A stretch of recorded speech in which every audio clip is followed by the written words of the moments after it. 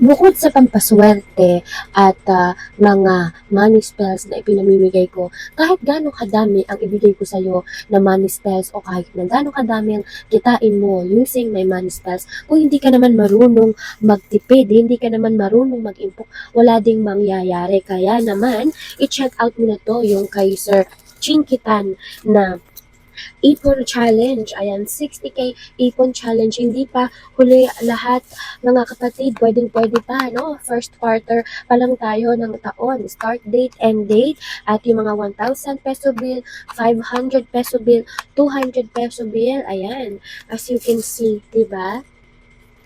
Kaya naman, makakaipon ka talaga. Diba? So, tandaan sa paggasta ng pera, dapat ay at least 30% po ng inyong income ay mailagay niyo po sa savings. Ayan, no? May mga pang-save pa siya. At may book po itong kasama. Isang set po ito. Yung book po nito, nandyan po yan sa ating basket. I-click lang po ang ating yellow basket. Siyempre, ako na ang bahala sa inyong magbigay ng mga money spells, diba? At kayo naman ang bahalang mag-ipon. So, for you to get spells, siguraduhin i-follow and i-subscribe ang video ko na ito dahil live po tayo every night po yan, 8 p.m. to 3 a.m. Sa live lang po ako namimigay ng mga spells. Kaya huwag kakalimutan na mag-follow, i-share ang video na ito at mag-subscribe. At i-comment mo na rin ang word na I claim na makakaipon ako.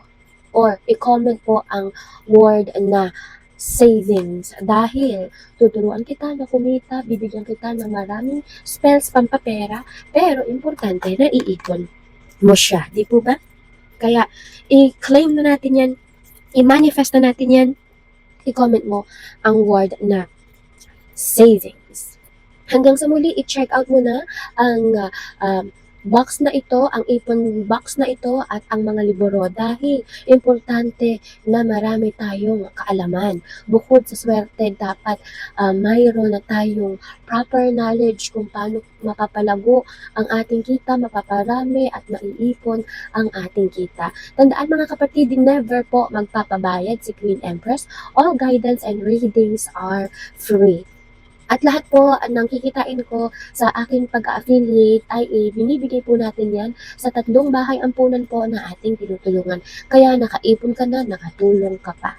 So, stay blessed!